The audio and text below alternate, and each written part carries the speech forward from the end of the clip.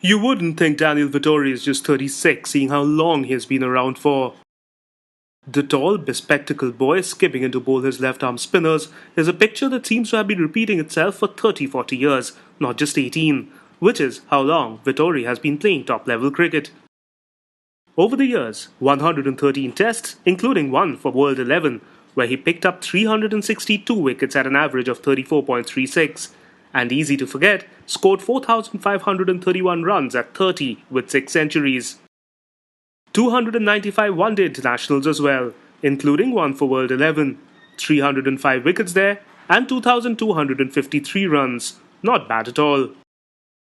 The World Cup was always going to be his swan song. He has struggled with injuries for the longest time, and it was thought that in 2012 his career was over. But he fought back for one last Test appearance as he started his build-up for the World Cup, where he was, possibly, the best spinner on view.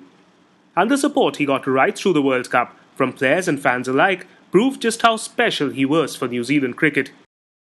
I think he finished his career much understated in the manner in which he began his career. Of course, when he came into the team as a young man, as a spinner trying to make his way in a country where medium pacers, swing seam bowlers and even fast bowlers generally do all the heavy lifting when it comes to taking wickets. Vettori has changed the way people look at spinners from New Zealand.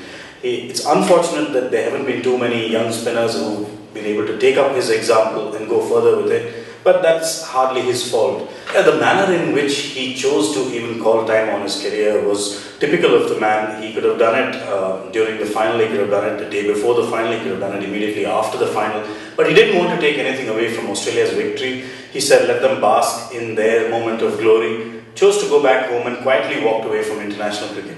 And this is not just some two-bit player we're talking about. This is one of New Zealand's legends.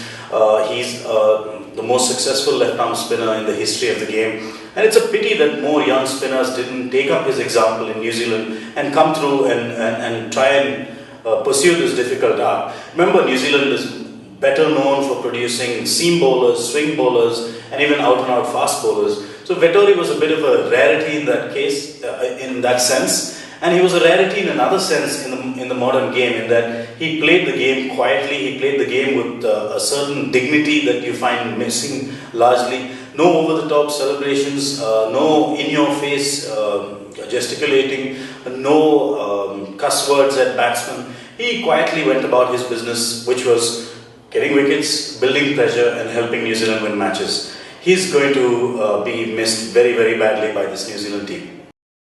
Vettori leaves the game as New Zealand's all-time most capped Test player.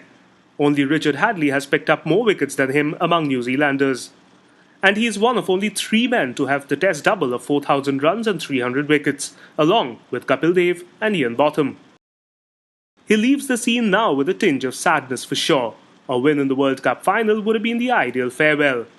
But it has been a spectacular ride for him nevertheless. A true great of the modern game, Daniel Vettori, and one of the great finger spinners across eras.